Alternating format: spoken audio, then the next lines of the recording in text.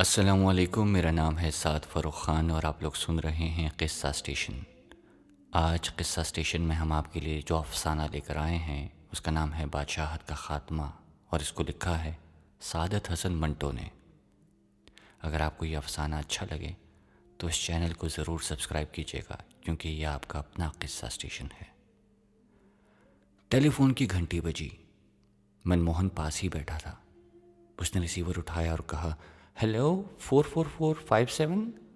दूसरी तरफ से पतली सी आवाज़ आई, सॉरी रॉन्ग नंबर। मनमोहन ने रिसीवर रख दिया और किताब पढ़ने में मशगूल हो गया। ये किताब वो तकरीबन 20 मरतबा पढ़ चुका था। इसलिए नहीं कि इसमें कोई ख़ास बात थी। दफ्तर में जो वीरान पड़ा था एक सिर्फ यही किताब थी जिसके आखिरी औराक करम खुर्दा थे, कमज़ोर थे। एक हफ्ते से दफ्तर मनमोहन की तहवील में था क्योंकि इसका मालिक, जो कि इसका दोस्त था, कुछ रुपया कर्ज लेने के लिए कहीं बाहर गया हुआ था। मनमोहन के पास चूंकि रहने के लिए कोई जगह ना थी, इसीलिए फुटपाथ से आर्जी तौर पर वो इस दफ्तर में मुंतकिल हो गया था और एक हफ्ते में वो दफ्तर की अकलौती किताब तकरीबन 20 मरतबा पढ़ चुका था। दफ्तर में वो अकेला पड़ा रहता। नौकरी से ऐसे नफ़रत थी। अगर वो चाहता तो किसी भी फिल्म कंपनी में बतौर फिल्म डायरेक्टर के मुलाजिम हो सकता था, मगर वो ग़ुलामी नहीं चाहता था। नहायत ही बेज़रर और मुखलिस आदमी था। इसलिए दोस्त यार इसके रोज़ाना अखराजात का बंदोबस्त करते थे। यह अखराजात बहुत ही कम थे। सुबह को चाय की प्याली और 2 टोस्ट, दोपहर को 2 फुलके और थोड़ा सा सालन, सारे दिन में 1 पैकेट सिगरेट और बस। मनमोहन का कोई अजीज़ या रिश्तेदार नहीं था। बेहद खामोशी पसंद था, जफाकश था, कई दिन फाके से रह सकता था। इसके मुताल्लिक़ इसके दोस्त और तो कुछ नहीं लेकिन इतना जानते थे कि वो बचपन से ही घर छोड़ छाड़ के निकल आया था और एक मुद्दत से बम्बई के फुटपाथों पर आबाद था। ज़िंदगी में सिर्फ इसको एक चीज़ की हसरत थी, औरत की मोहब्बत की। अगर मुझे किसी औरत की मोहब्बत मिल गई तो मेरी सारी ज़िंदगी बदल जाएगी। दोस्त उससे कहते, तुम काम फिर भी ना करोगे? मनमोहन आह भरकर जवाब देता, काम? मैं मुजस्सम काम बन जाऊंगा। दोस्त उससे कहते, तो शुरू कर दो किसी से इश्क। मनमोहन जवाब देता, नहीं, मैं ऐसे इश्क का कायल नहीं जो मर्द की तरफ से शुरू हो। दोपहर के खाने का वक्त करीब आ रहा था। मनमोहन ने सामने दीवार पर क्लॉक की तरफ देखा। टेलीफोन की घंटी बजना शुरू हुई। इसने रिसीवर उठाया और कहा, हेलो 44457। दूसरी तरफ से पतली सी आवाज़ आई, 44457। मनमोहन ने जवाब दिया, जी हाँ। दूसरी तरफ से आवाज़ आई, आप कौन हैं? मनमोहन, फरमाइए। दूसरी तरफ से आवाज़ आई तो मनमोहन ने कहा, फरमाइए किससे बात करना चाहती हैं आप? आवाज़ ने जवाब दिया, आपसे। मनमोहन ने ज़रा हैरत से पूछा, मुझसे? जी हाँ, आपसे। क्या आपको कोई एतराज़ है? मनमोहन अजीब सा हो गया। जी नहीं। आवाज़ मुस्कुराई, आपने अपना नाम मदन मोहन बताया था ना? जी नहीं, मनमोहन। मनमोहन। चंद लम्हात खामोशी में गुजरे तो मनमोहन ने कहा, आप बातें करना चाहती थी ना मुझसे? आवाज़ आई, जी हाँ, तो कीजिए। थोड़े वक्फे के बाद आवाज़ आई, समझ में नहीं आता कि क्या बात करूं, आप ही शुरू कीजिए ना कोई बात। बहुत बेहतर। ये कहकर मनमोहन ने थोड़ी देर सोचा। नाम अपना बता चुका हूँ, आर्जी तौर पर ठिकाना मेरा ये दफ्तर है। पहले फुटपाथ पे सोता था, अब एक हफ्ते से इस दफ्तर के बड़े से मेज़ पे सोता हूँ।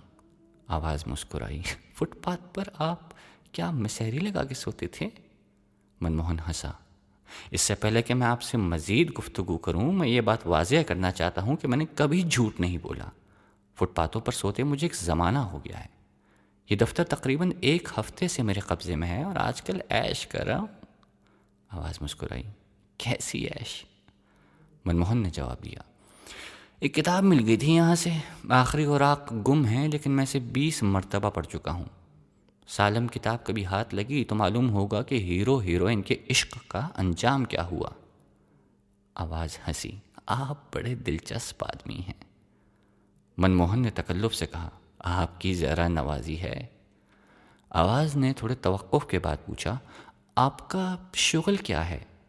शुगल? मेरा मतलब है आप करते क्या हैं? क्या करता हूँ? कुछ भी नहीं। एक बेकार इंसान क्या कर सकता है? सारा दिन आवारागर्दी करता हूँ, रात को सो जाता हूँ। आवाज़ ने पूछा, ये ज़िंदगी आपको अच्छी लगती है? मनमोहन सोचने लगा। ठहरिए, बात दरअसल यह है कि मैंने कभी इस पर गौर किया ही नहीं। अब आपने पूछा है तो मैं अपने आप से पूछ रहा हूँ कि ये ज़िंदगी मुझे अच्छी लगती है या नहीं। कोई जवाब मिला? थोड़ी देर के वक्फे के बाद मनमोहन ने जवाब दिया, जी नहीं, लेकिन मेरा ख्याल है कि ऐसी ज़िंदगी मुझे अच्छी ही लगती होगी जबकि एक अरसे से बसर कर रहा हूँ। आवाज़ हंसी। मनमोहन ने कहा, आपकी हंसी बड़ी मुतरन्नम है। आवाज़ शर्मा गई।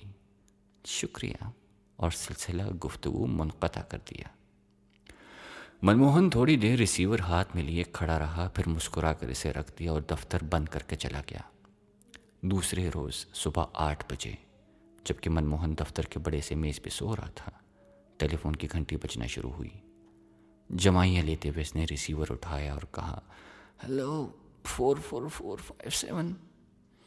दूसरी तरफ से आवाज़ आई, आदाबर्ज मनमोहन साहब। आदाबर्ज। मनमोहन एकदम चौंका। ओह, आप? आदाबर्ज। तस्लीमात। आवाज़ आई, आप गालिबन सो रहे थे। जी हाँ, यहाँ आकर मेरी कुछ आदतें बिगड़ गई हैं। वापस फुटपाथ पर गया तो बड़ी मुसीबत हो जाएगी। आवाज़ मुस्कुराई, क्यों? वहाँ पे सुबह 5 बजे से पहले उठना पड़ता है। आवाज़ हंसी। मनमोहन ने पूछा, कल आपने एकदम टेलीफोन बंद कर दिया था? आवाज़ शर्माई। आपने मेरी हंसी की तारीफ़ क्यों की थी? मनमोहन ने कहा, लो साहब, ये भी अजीब बात कही आपने। कोई चीज़ खूबसूरत हो तो उसकी तारीफ़ नहीं करनी चाहिए क्या? बिल्कुल नहीं।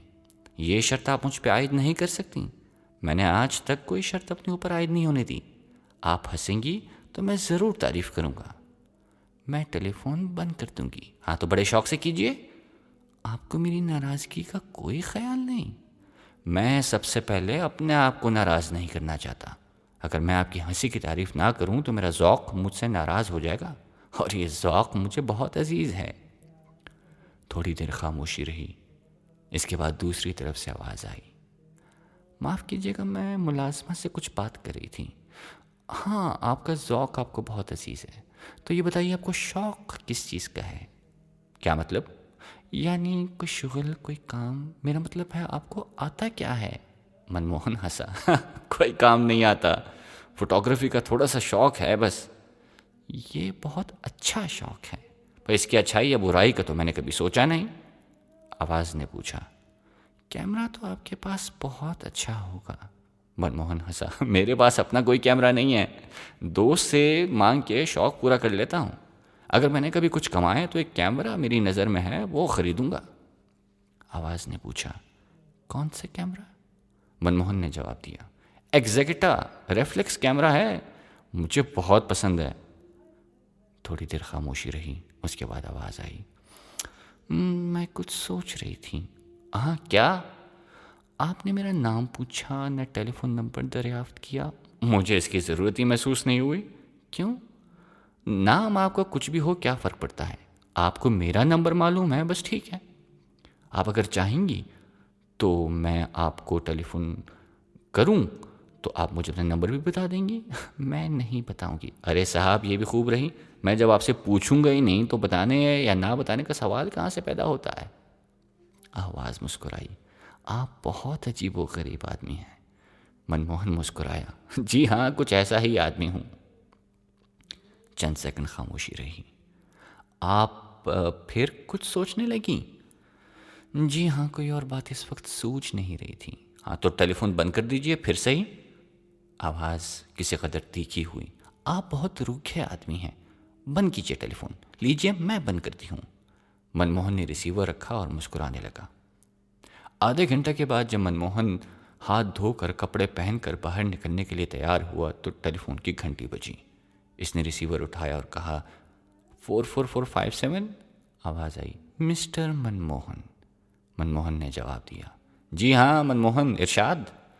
आवाज़ मुस्कुराई, इरशाद ये है कि मेरी नाराज़गी दूर हो गई है।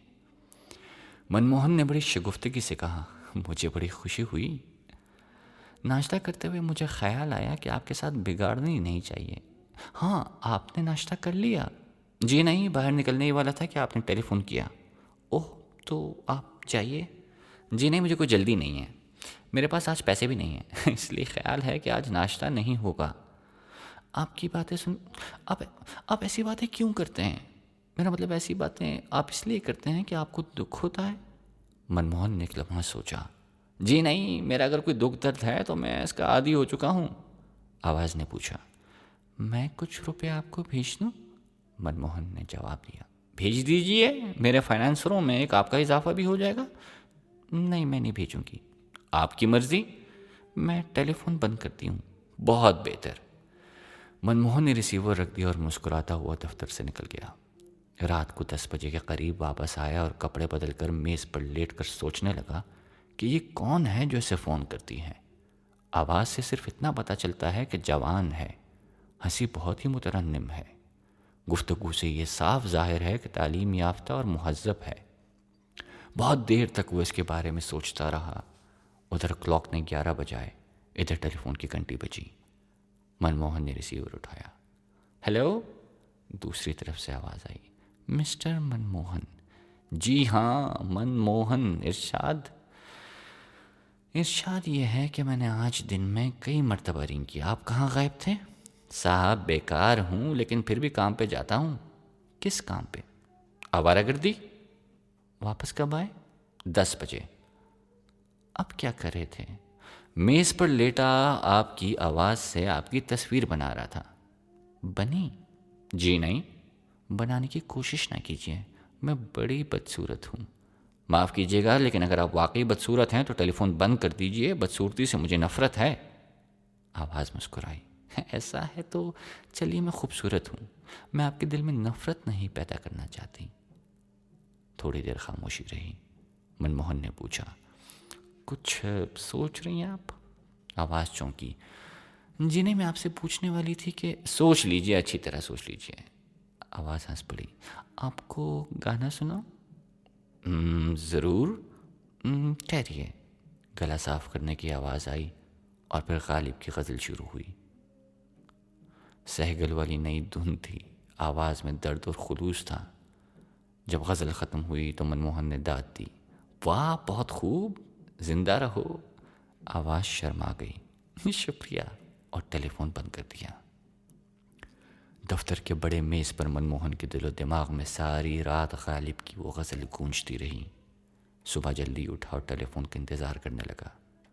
तकरीबन 2.5 घंटे कुर्सी पर बैठा रहा, मगर टेलीफोन की घंटी ना बजी। जब मायूस हो गया तो एक अजीब सी तलखी उसने अपने हलक में महसूस की।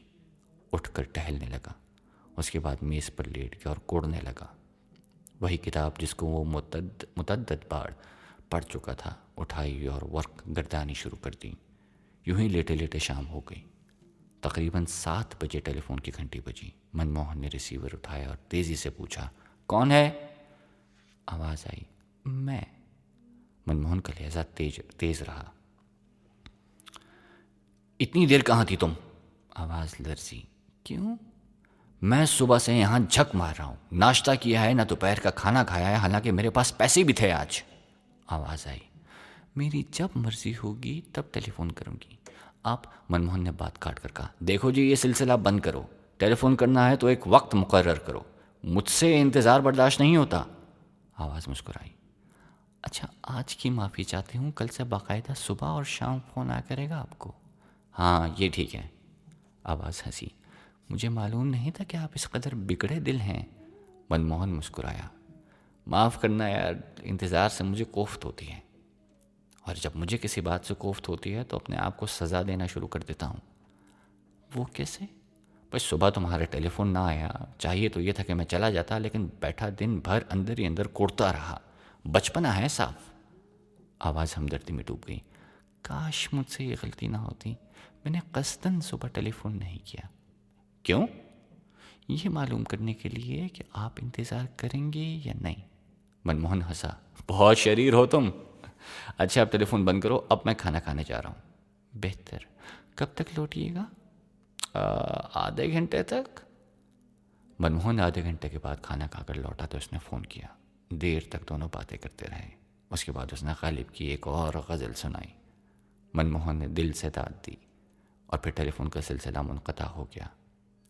अब हर रोज़ सुबह और शाम मनमोहन को इसका टेलीफोन आता। घंटी की आवाज़ सुनते ही वो टेलीफोन की तरफ लपकता। बाज़ औक़ात घंटों बातें जारी रहती। इस दौरान में मनमोहन ने उससे टेलीफोन का नंबर पूछा, ना उसका नाम। शुरू में इसने आवाज़ की मदद से तख़य्युल के पर्दे पर उसकी तस्वीर खींचने की कोशिश की थी, मगर अब वो जैसे आवाज़ से ही मुतमईन हो गया था। आवाज़ ही शक्ल थी, आवाज़ ही सूरत थी, आवाज़ ही जिस्म था, आवाज़ ही रूह थी। एक दिन उसने पूछा, मोहन तुम मेरा नाम क्यों नहीं पूछते? मनमोहन ने मुस्कुरा कर कहा, तुम्हारा नाम तुम्हारी आवाज़ है, जो कि बहुत मुतरन्नम है। एक दिन वो बहुत टेढ़ा सवार कर बैठी। मोहन तुमने कभी किसी लड़की से मोहब्बत की है? मोहन ने जवाब दिया, ना। क्यों? मनमोहन एकदम उदास हो गया। इस क्यों का जवाब चंद लफ्ज़ों में नहीं दे सकता था। मुझे अपनी ज़िंदगी का सारा मलबा उठाना पड़ेगा। अगर कोई जवाब ना मिले तो बड़ी कोफ्त होगी। अच्छा तो फिर जाने दीजिए। टेलीफोन का रिश्ता कायम हुए तकरीबन 1 महीना हो गया। बिला नागा दिन में 2 मरतबा उसका फ़ोन आता। मनमोहन को अपने दोस्त का ख़त आया कि कर्ज़े का बंदोबस्त हो गया है, 7-8 रोज़ में वो बम्बई पहुंचने वाला है। मनमोहन ये ख़त पढ़कर अफसुर्दा हो गया। उसका टेलीफोन आया तो मनमोहन ने उससे कहा कि मेरे दफ्तर की बादशाही में अब चंद दिनों की रह गई है। उसने पूछा, क्यों? मनमोहन ने जवाब दिया, यार कर्ज़े का बंदोबस्त हो गया है, दफ्तर आबाद होने वाला है। तो तुम्हारे किसी और दोस्त के घर में टेलीफोन नहीं है? कई दोस्त हैं जिनके टेलीफोन हैं, मगर मैं तुम्हें उनका नंबर नहीं दे सकता। क्यों? मैं नहीं चाहता कि तुम्हारी आवाज़ कोई और सुने। वजह? मैं बहुत हासिद हूँ। वो मुस्कुराई। ये तो बड़ी मुसीबत हुई। क्या किया जाए, क्या किया जाए? अच्छा आखिरी दिन जब तुम्हारी बादशाहत ख़त्म होने वाली होगी तो मैं तुम्हें अपना नंबर दे दूँगी। हाँ ये ठीक है। मनमोहन की सारी अफसुर्दगी दूर हो गई। वो उस दिन का इंतज़ार करने लगा कि दफ्तर में इसकी बादशाहत ख़त्म हो। अब फिर उसने इसकी आवाज़ की मदद से अपने तख़य्युल के पर्दे पर उसकी तस्वीर खींचने की कोशिश की। कई तस्वीरें बनी मगर वो मुतमईन ना हुआ। उसने सोचा चंद दिनों की बात है, इसने टेलीफोन नंबर बता दिया तो उसे देख भी सकेगा। इसका ख्याल आते ही इसका दिल और दिमाग सुन्न हो जाता। मेरी ज़िंदगी का वो लम्हा कितना बड़ा लम्हा होगा जब मैं इसको देखूंगा। दूसरी रोज़ जब इसका टेलीफोन आया तो मनमोहन ने इससे कहा, तुम्हें देखने का शौक़ पैदा हो गया है। क्यों? तुमने कहा था ना कि आखिरी दिन जब मेरी यहाँ बादशाहत ख़त्म होने वाली होगी तो तुम मुझे अपना नंबर बताओगी। हाँ कहा था। इसका ये मतलब है कि तुम मुझे अपना एड्रेस भी दोगी, मैं तुम्हें देख सकूँगा। तुम मुझे जब चाहे देख सकते हो, आज ही देख लो। नहीं नहीं, फिर कुछ सोच कर कहा, मैं ज़रा अच्छे लिबास में तुमसे मिलना चाहता हूँ। आज ही एक दोस्त से कह रहा हूँ, वो मुझे सूट दिलवा देगा। वो हंस पड़ी। बिल्कुल बच्चे हो तुम। सुनो जब तुम मुझसे मिलोगे तो मैं तुम्हें एक तोहफ़ा दूंगी। मनमोहन ने जज्बाती अंदाज में कहा, तुम्हारी मुलाकात से बढ़कर और क्या तोहफ़ा हो सकता है? मैंने तुम्हारे लिए एग्जैक्टा कैमरा ख़रीद लिया है। ओह! इस शर्त पे दूंगी कि पहले मेरी फ़ोटो उतारो। मनमोहन मुस्कुराया। इस शर्त का फ़ैसला तो मुलाकात पर करूँगा। थोड़ी देर और गुफ्तगू हुई। उसके बाद उधर से वो बोली, मैं कल और परसों तो मैं टेलीफोन नहीं कर सकूंगी। मनमोहन ने तशवीश भरे लहजे में पूछा, क्यों? मैं अपने अजीज़ों के साथ कहीं बाहर जा रही हूँ। सिर्फ 2 दिन गैर हाजिर रहूँगी, मुझे माफ़ कर देना। ये सुनने के बाद मनमोहन सारा दिन दफ्तर में रहा। दूसरे दिन सुबह उठा तो इसने हरारत महसूस की।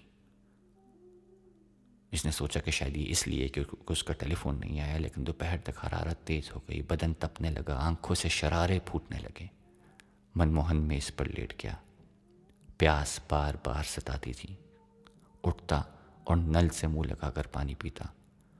शाम के करीब इसे अपने सीने पर बोझ महसूस होने लगा। दूसरे रोज़ वह बिल्कुल निढाल था।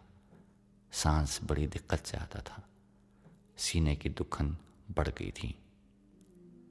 कई बार इस पर हैज़ानी कैफियत तारी हुई।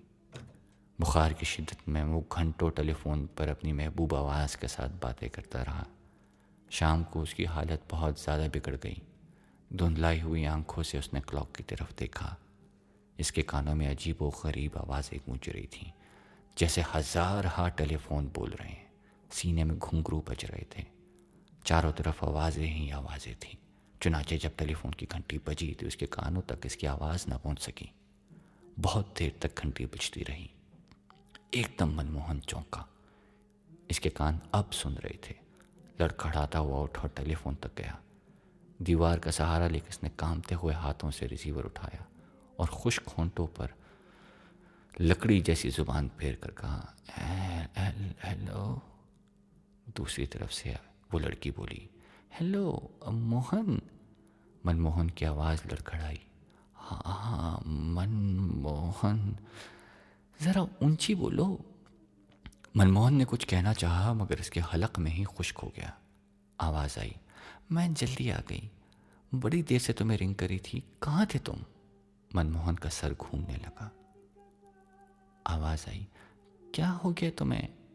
मनमोहन ने बड़ी मुश्किल से इतना कहा, मेरी बादशाहत खत्म हो गई है आज। उसके मुंह से खून निकला और एक पतली लकीर की सूरत में गर्दन तक दौड़ता चला गया। आवाज़ आई, अच्छा मेरा नंबर नोट कर लो जल्दी से, 59354542। सुबह फ़ोन करना।